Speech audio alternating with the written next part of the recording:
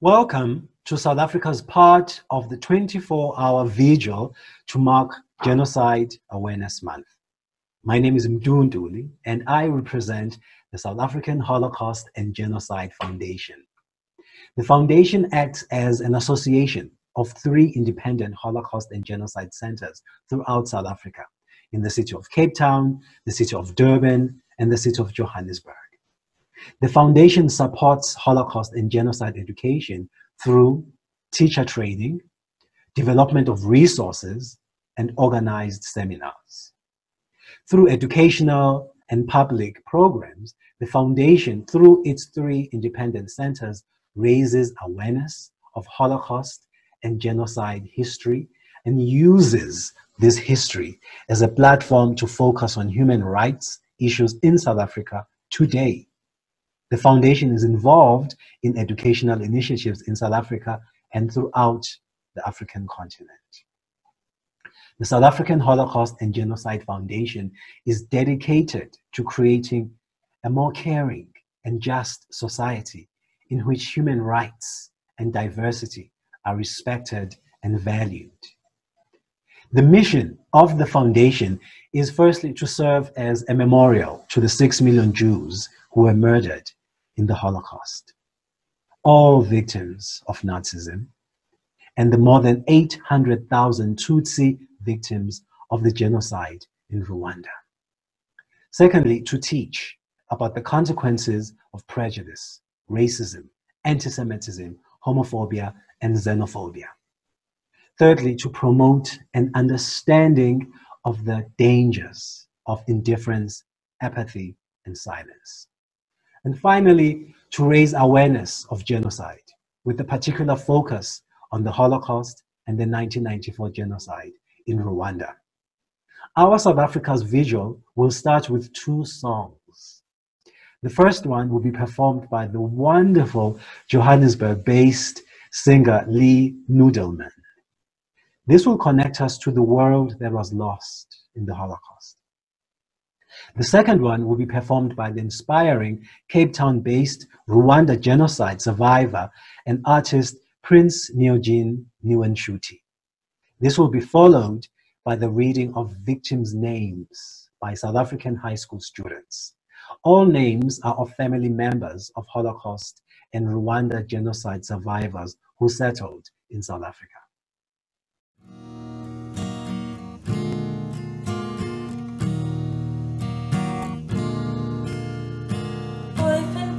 Schick brennt auf Feuern und in Stoff ist Hass und der Rebellen, kleine Kinder, der Maler weiß und der Rebellen, kleine Kinder, der Maler weiß.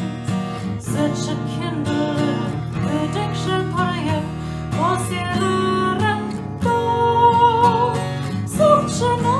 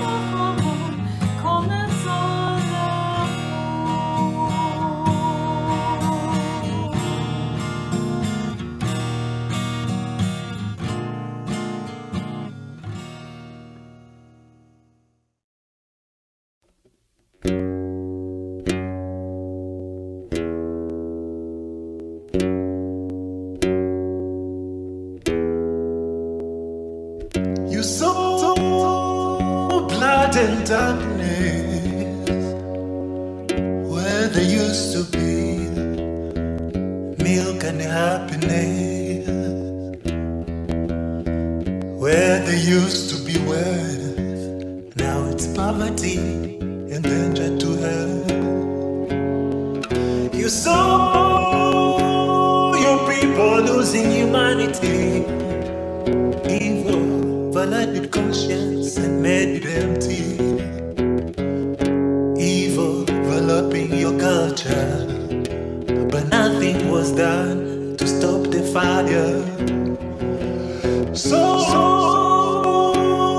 cold and enlightened in the sciences, educated, civilized, and the so-called free, destroy you instead of saving us. Highway, hey, hey, hey, Rwanda, Uyana, Uya, Nibikondiri, Hungary, Sumena, Moro, Utwere, I'm a summon, I'm a so Koyani, Bisaka, Africa, no queasy, highway, hey, hey, hey, hey, Africa, oh yeah, Nibi Kongiri, Komezo Twazo Dauka, Africa, Twese Tugusigasire, Tuikirezi Kwanda, Hangaristo Modrimono Rukundo, Rwanye Kwikubira, Ibirwara Nitara, Nakabuza, Imbere hawe neza, Wabube, Nahatembaga mata, Hatemba maraso, Ahahora kuki, Ubukene bukigita amasaso, Wabonye abawe babura ubuntu, ububisha bubaho n'umutima n'amanyamuntu, incuke ziracuka kuko n'amacuga, wuzuye imfuta abapfakaza abanyurura u Rwanda, wakiriye ryera umuco ucengerwamo n'ibico, urebera icakubiri ntiwarica, abakura baribo bareba ibikudaca, umutima namuribagirana urazima, ubuhanga bw'abiyita intore n'intiti, abiyita ngo barajijutse, ngo barakize kandi barigenga, baradutabaho kudutabara iwe.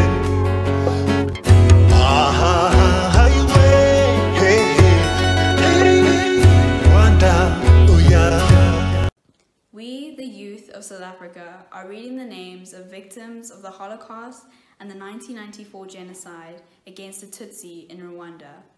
These names are family members of survivors who settled in South Africa. May we always remember them.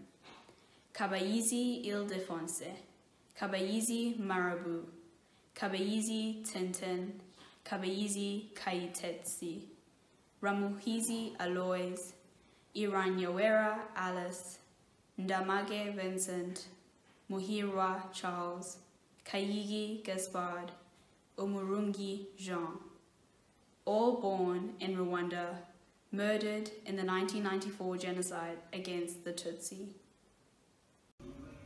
Franz Seif and Irene Schlesinger, born in Baki Petrovac, Yugoslavia, murdered in the Holocaust.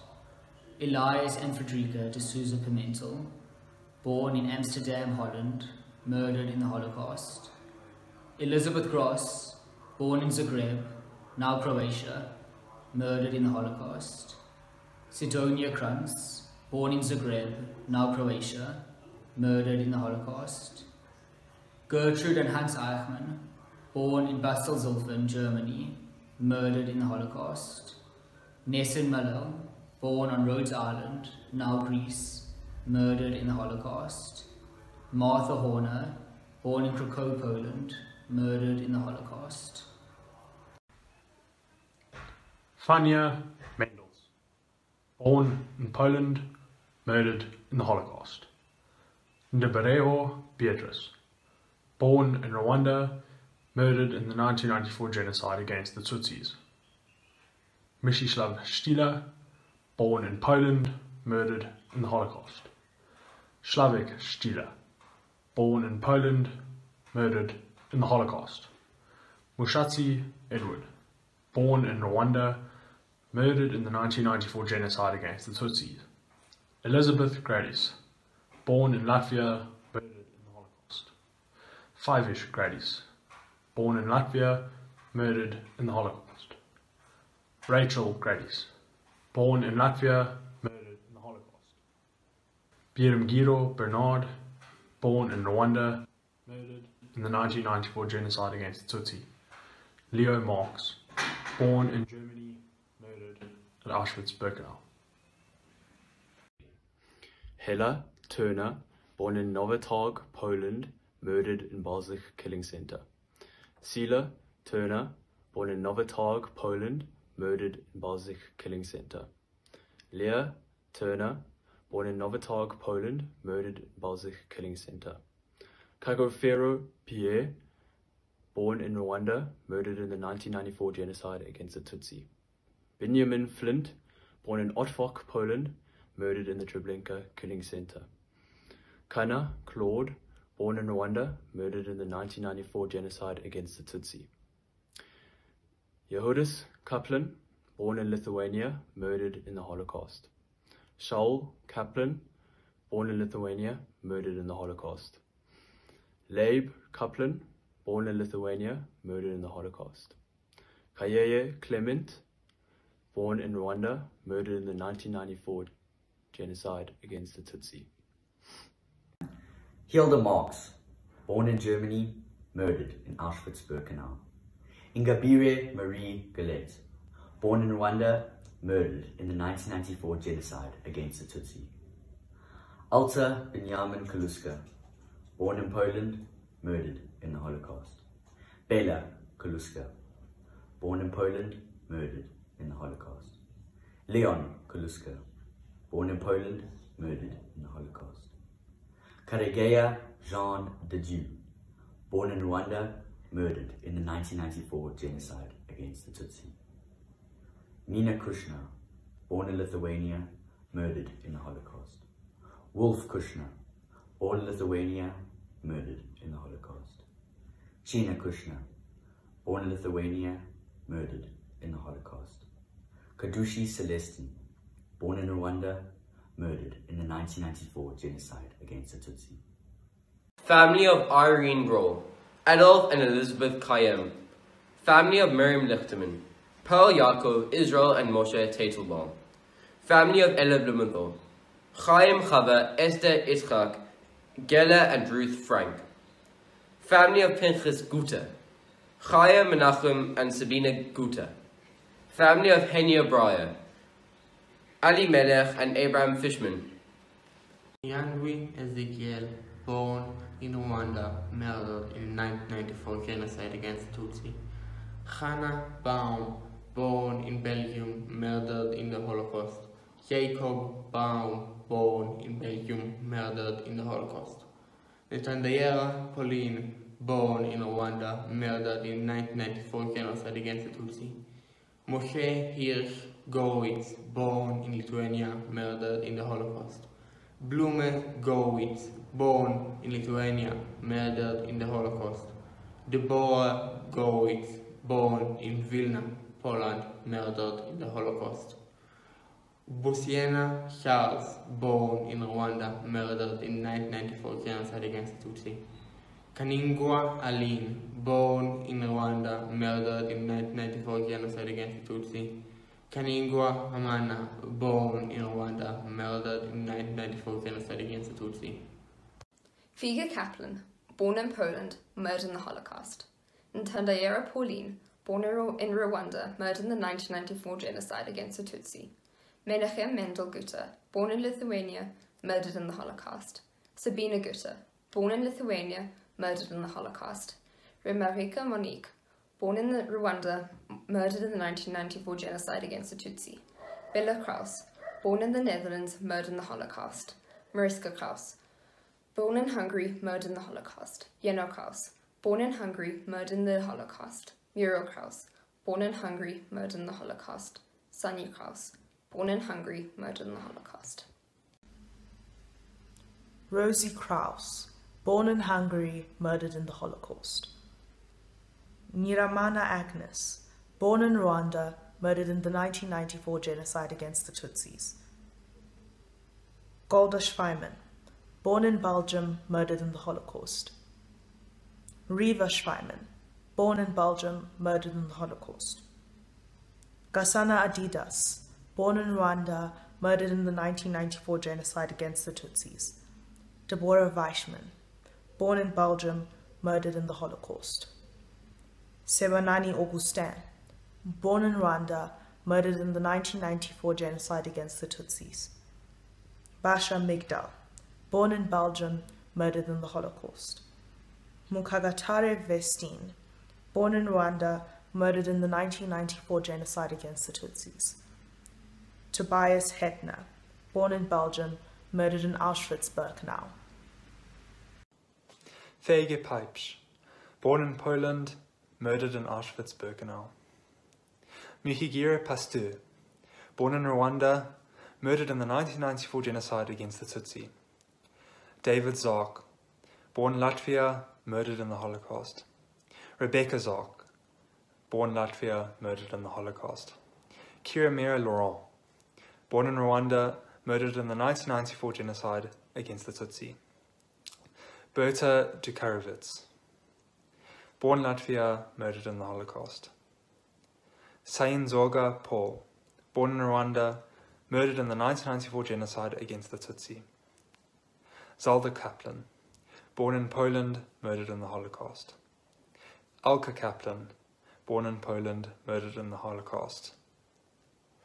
Chaya Kaplan, born in Poland, murdered in the Holocaust. Fritz and Gerda Hammerstein, born in Braunschweig, Germany, murdered in the Holocaust.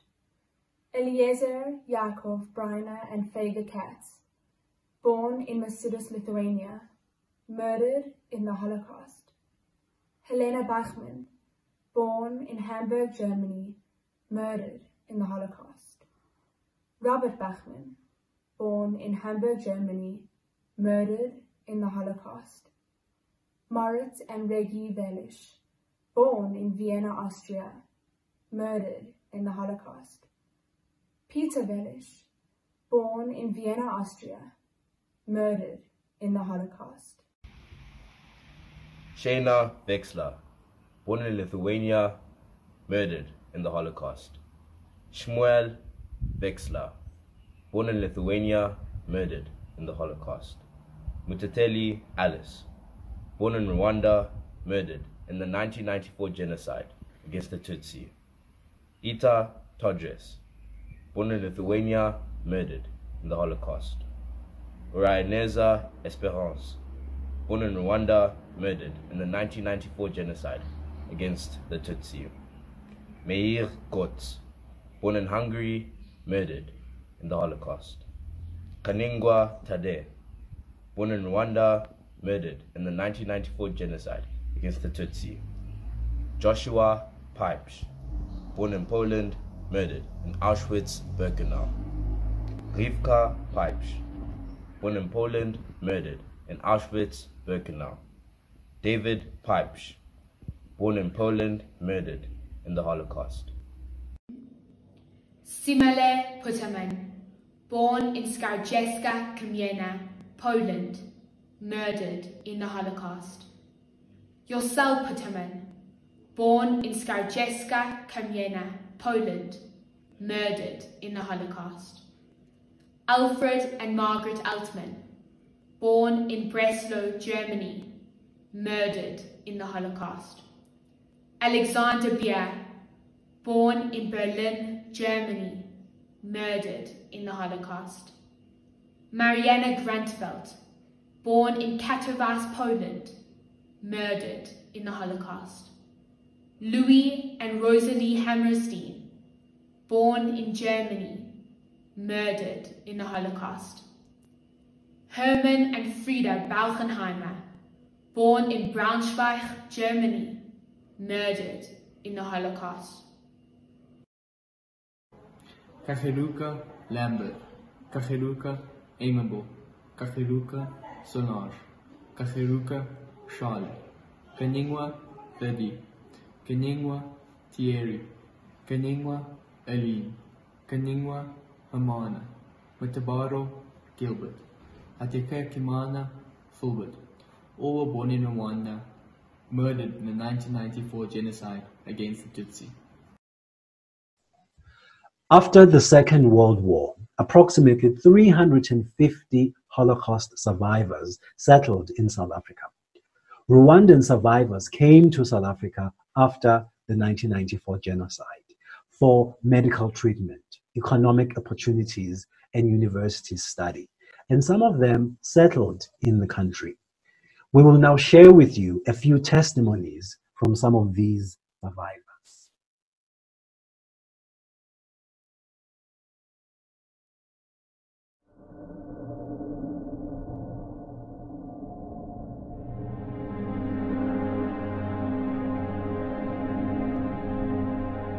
We had arrived in Ravensbrück at night, and as I said, they opened the wagons and they started shouting, "Hinaus, hinaus," with the dogs and, you know, these SS women, and "Schnell, schnell."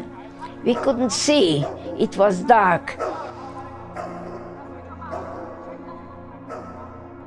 They gave us shoes from the people what got killed in Auschwitz, second-hand shoes. And in Blecheme, they gave me the number on my hand. The number was 184738, and that was my name actually. My number was 48,632 with a blue triangle underneath the number. This was the sign of a Jew. And from then on, I was no more La Franc. I was prisoner, Häftling number 48,632, and that is how I was reporting myself.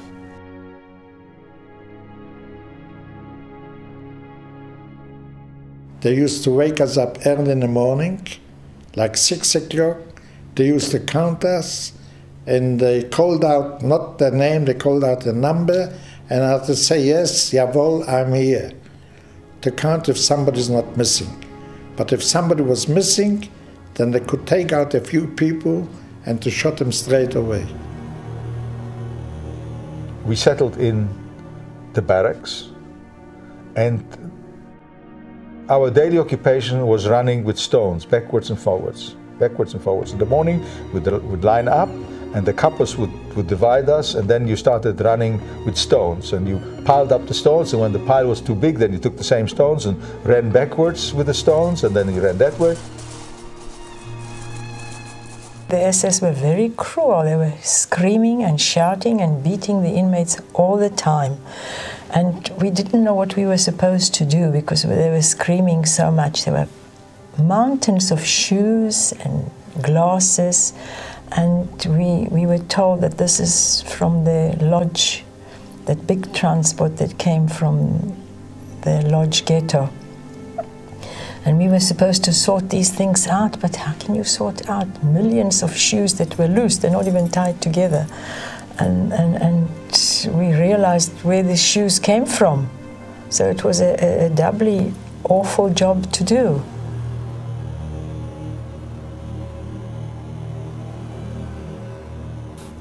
When I got my one slice of bread, I had a big problem. Do I eat that whole big meal now? Or do I keep a piece for myself until the afternoon when I know I'm going to be bloody hungry? And I remember my decision to eat the whole thing was based on the fact that I was a child. And everybody else was also hungry. And if an adult came to me and tried to take it off me, I could not prevent him from doing it, unless I'd eaten it.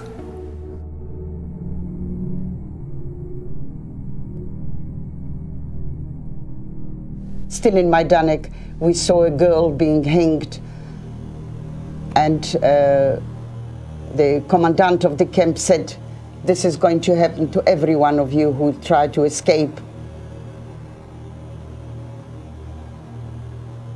Sometimes you stood for hours and hours and hours in the freezing cold, and if somebody collapsed, they put the dogs on them. And my mother was very conscious that, you know, I was very small, so what she did was, I think of it now, she put her hand over both my eyes so I couldn't see all these horrible things. She put her thumb in my ears so I wouldn't hear.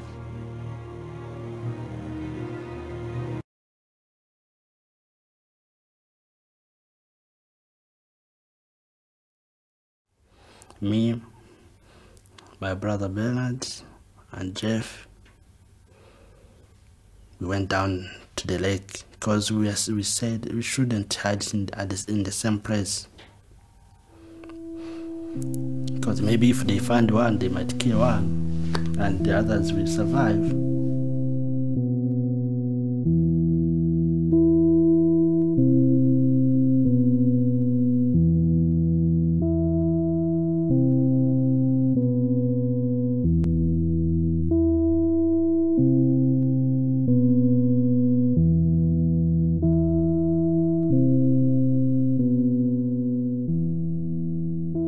But now the problem, there were hippos in that lake. We saw like 40 of them. So we decided to go on top of the tree. Down they went into the lake. So now we could see where they were swimming, their destination. Now it's 7 o'clock, the sun is out, which means the killers are out also, because in the morning that's when you could hear the screaming, the chasing, the dogs. I had a friend, we didn't even know he was hiding not far from there. So we saw him, they found him, dogs. That boy was not really a good swimmer, so he jumped into the water, he tried to swim, but they came, they had guns, they shot him.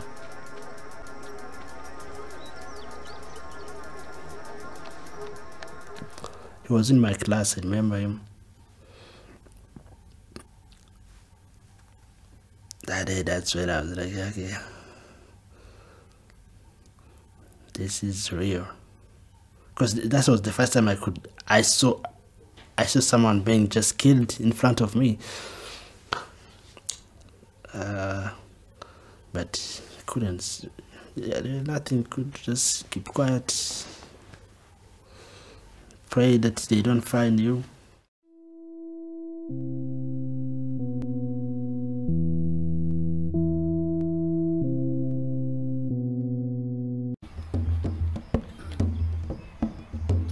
Rwandans people used to believe that in the church, no one should attack a church, and whoever was there had to be safe. Attacking church is like attacking God.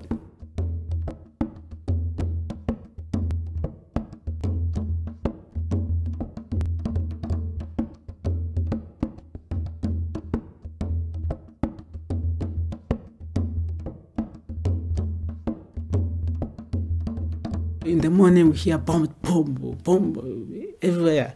So now we've been attacked. What was the difference? There were cows. The cow is in front of you, and then you throw stone. It comes to a time whereby the cows run away. Now is a war face to face. So they hit me at the back, everywhere, and here. But then, let me tell you that the memory when you know that you're going to die, I think there's no pains.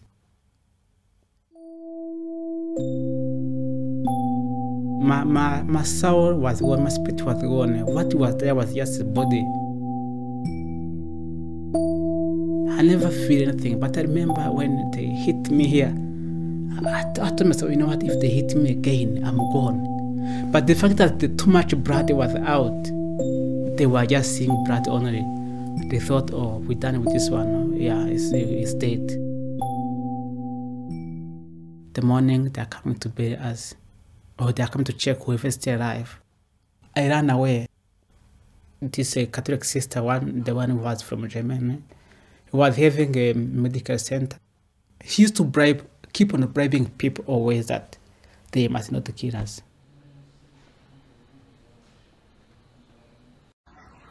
In 2009, as a grade 8 learner at St. Stithians Girls' College, my classmates and I had the privilege of meeting Xavier Ngabo and hearing his tragic account of what had happened to him during the genocide in Rwanda.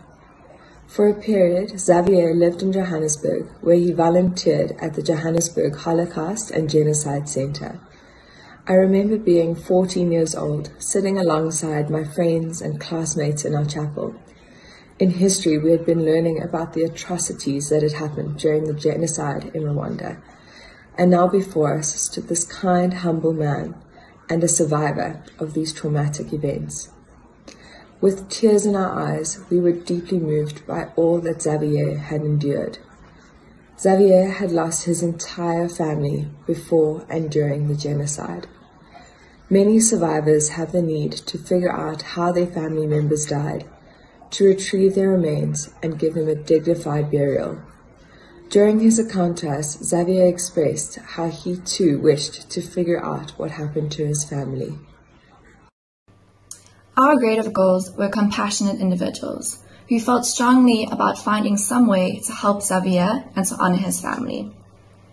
We made it our mission to help raise funds for him to find out what happened, just as he had expressed to us.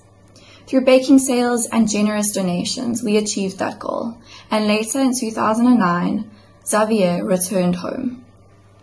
There, he uncovered the fates of his parents through the Gacaca courts. Xavier's father, Mushatsi Edouard, was killed on the 23rd of January 1991 at a roadblock in Rugeshi village. Bandora, one of the confessed killers, helped Xavier locate his father's remains. Xavier's mother, Ndibereho Beatrice, was hidden by her Hutu neighbor, Marciana, but was tracked down and killed by the Interahamwe on the 9th of April 1994. When Xavier located and exhumed his mother's remains, she was still wearing her rosary and holding the key to her home. On the 9th of May 2010, Beatrice and Edouard's remains were buried together in one coffin at the Mukamira Memorial Site.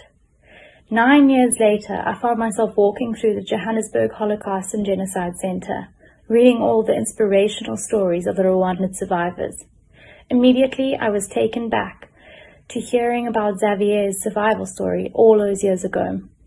And as I reflected on how we have had an impact on his life and wondered where he was and how he was doing, I turned a corner in the museum and saw Xavier's story up on the wall, retelling his past and explaining the role that we had in his reconciliation.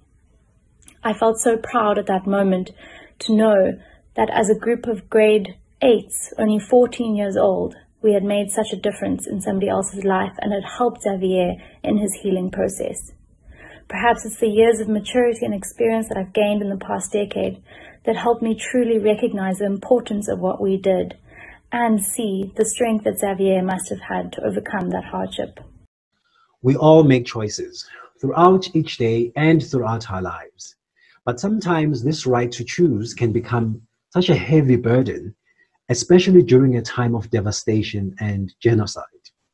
Because often people are faced with such tough and gut-wrenching choices, and sometimes they are faced with choiceless choices. Nobody chooses to be a victim, but some people may choose to be bystanders. Others may choose to risk their lives to rescue others, and they become rescuers or upstanders. We are now going to look at some of those choices that many people had to make during the Holocaust and the 1994 genocide in Rwanda. First They Came, a poem by German theologian Pastor Martin Niemöller. First they came for the socialists, and I did not speak out, because I was not a socialist. Then they came for the trade unionists, and I did not speak out, because I was not a trade unionist.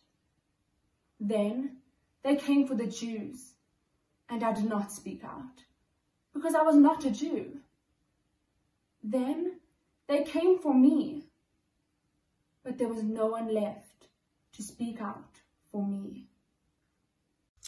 Sister Helene, who saved the lives of many Tutsi in Rwanda during the genocide in 1994, reflected.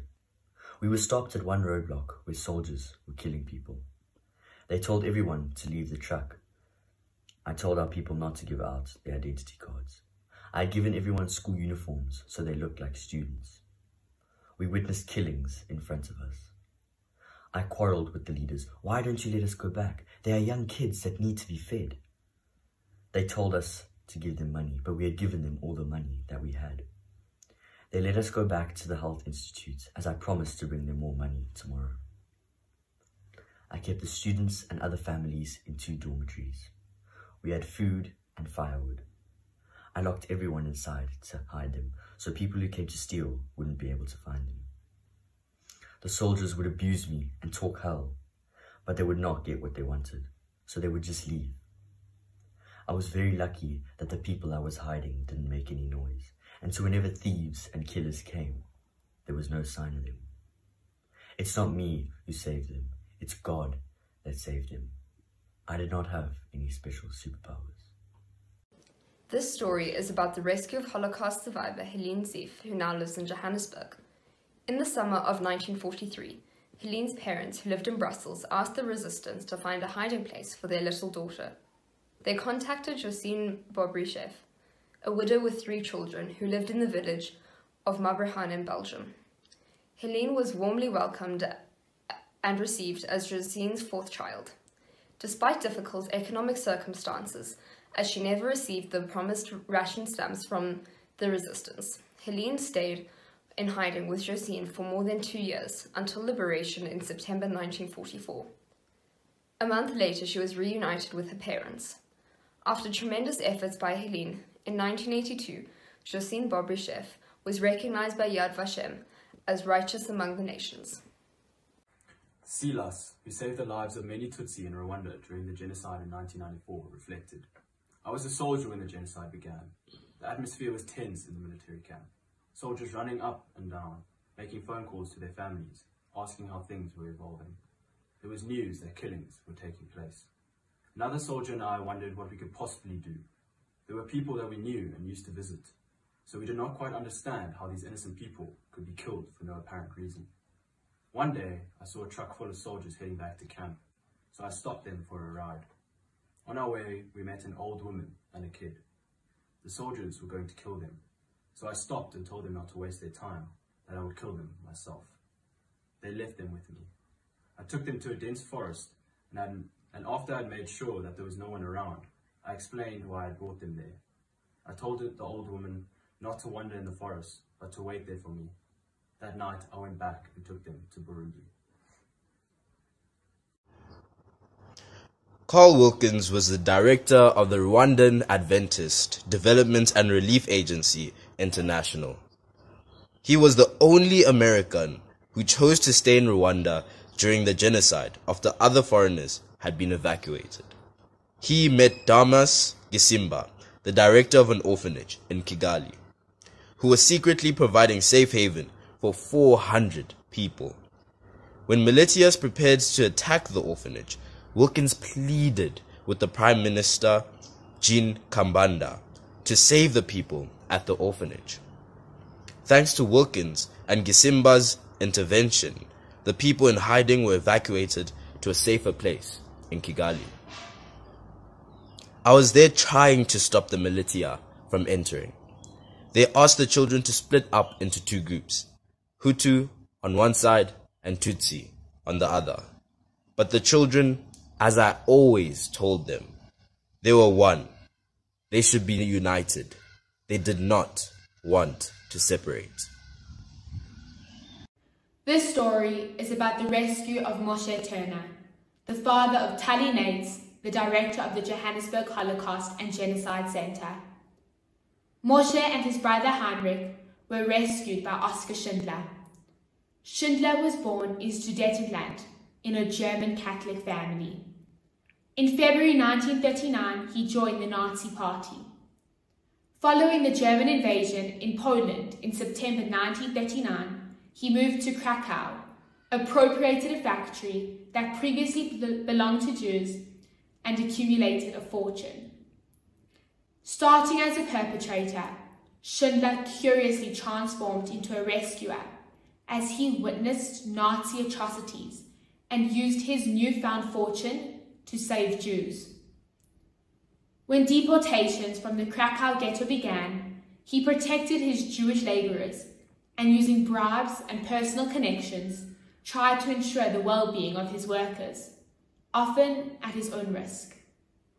In March 1943, when the Krakow ghetto was brutally liquidated, Schindler saved his Jewish workers by keeping them in the factory overnight. In October 1944, after the SS transferred the factory's Jews to the Plazow camp and it became clear that all would be sent to Auschwitz, Schindler secured permission to relocate his factory to Brunlitz camp in Sudetenland as an armaments factory. A list of 1,000 Jewish prisoners, known as Schindler's List, was drawn up for the new camp. By the end of the war, Schindler had saved the lives of 1,200 Jews. He is recognized by Yad Vashem as righteous among the nations. The South African Holocaust and Genocide Foundation's 3 centers in Cape Town, Durban, and Johannesburg teach about the consequences of prejudice and hate speech so as to prevent the recurrence of mass atrocities and genocide in all their forms. While all 3 centers are independent, they all share the same core values, guided by 3 principles as centers of memory, education, and lessons for humanity. History of mass atrocities and genocide, despite their wrenching pain, cannot be unlived, but if faced with courage, need not happen again. By studying the past and engaging in a study of memory, using education as a tool, we can learn and shape our understanding of the present, deepen our engagement with our communities, and develop ourselves as better human beings. The final part of our vigil will focus on human rights issues as prejudice, racism, othering, and xenophobia, and urge you to be an active voice against instances of hate speech and related human rights violations in your community.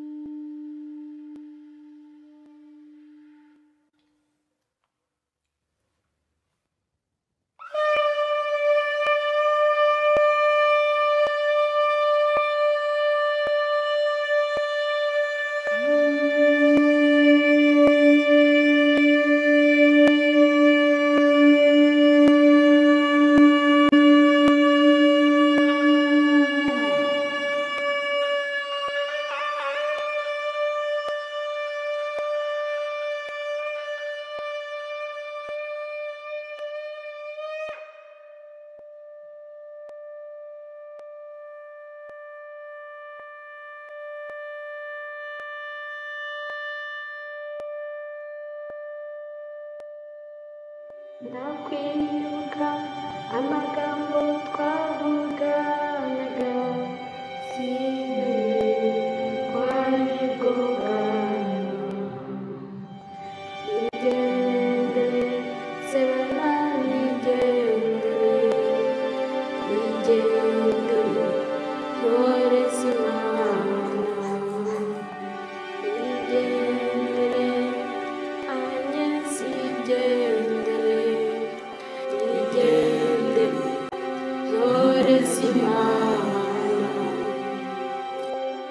kwibuka amagambo twavuganaga simenye ko aribwo bwa nyuma.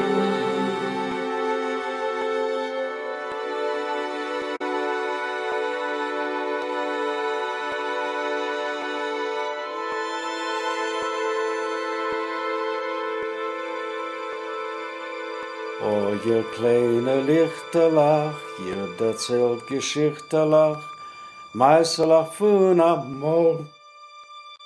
Ihr erzählt von Mutigkeit,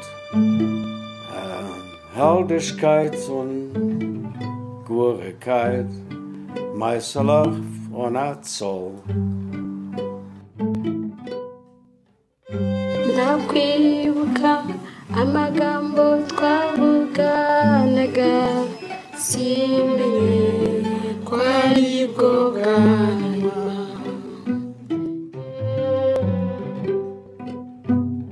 Nigendere sebana nigendere, nigendere ntore z'Imana, nigendere anye nzigendere, nigendere ntore z'Imana.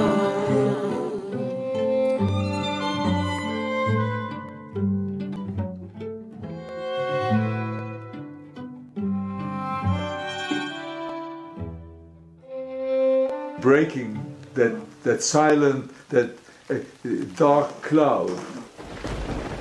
The sky is almost constantly dark. There's a Yiddish word called chmura. In Polish, a cloud is called chmura. But in April, it's more of a constant rain, falling slowly.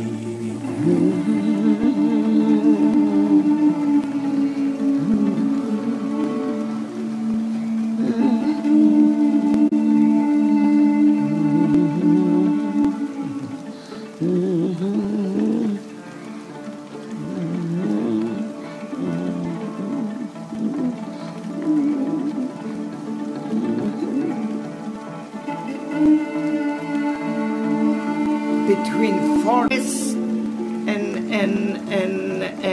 and wilderness. But we walk barefoot on frozen grass, and frozen grass is like needles. I jump and then I swim crocodile eat. To put one foot in front of another. Katikati border. Refugee, Rwanda, Rwanda. Refugee, Rwanda, Rwanda.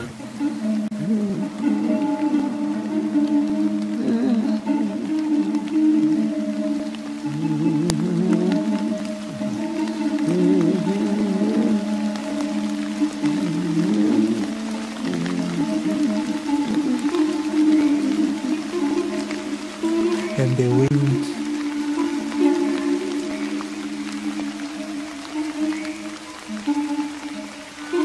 It rained a lot.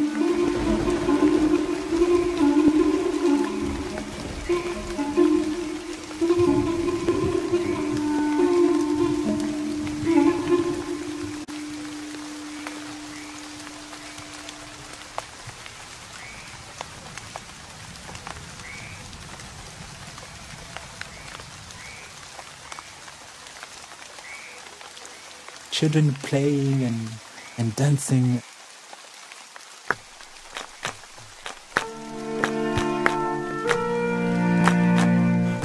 Ik came uit de geest im letzten Weg. Und ich mich freien, verstellen neue Tee. Kommen net nach unser Haus geweckt schon. Schlägt der Polter und der trockene Schäfer.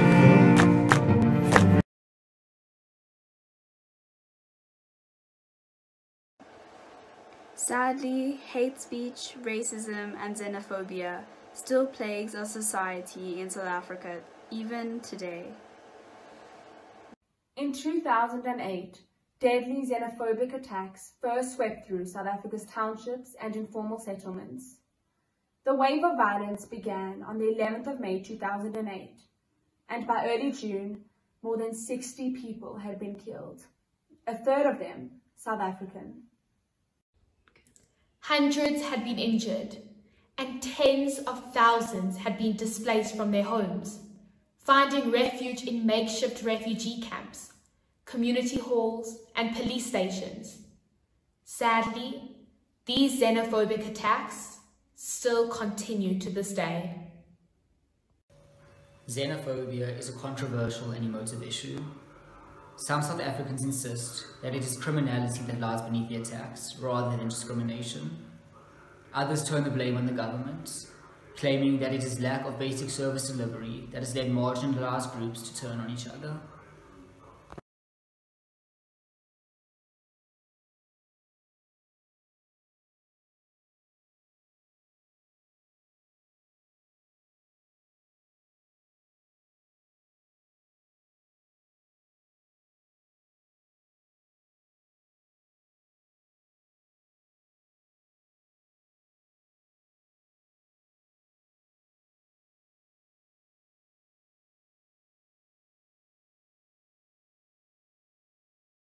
Not acting is an act. Not speaking is speaking. No physical characteristics define a person. There is no such thing as race.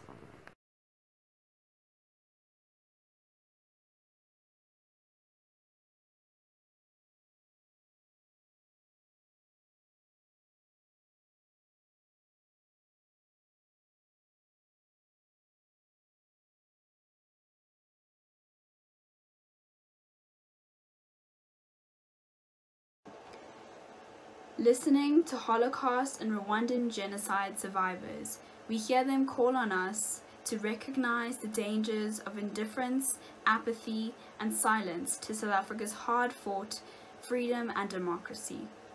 We should all commit to a caring and just society in which human rights and diversity are respected and valued.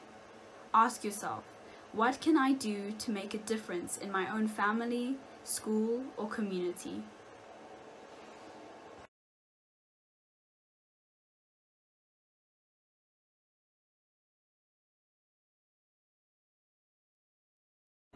Firstly, we would like to thank everyone for joining us in this inspiring initiative. Today, the 30th of April, marks the end of Genocide Awareness Month. 75 years have passed since a third of the Jewish population was murdered in the Holocaust. 45 years have passed since over 1.5 million Cambodians were killed under the Khmer Rouge government. 26 years have passed since at least 800,000 Tutsis were slaughtered in just 100 days during the 1994 genocide in Rwanda. And sadly, the list of genocide and mass atrocities goes on and on.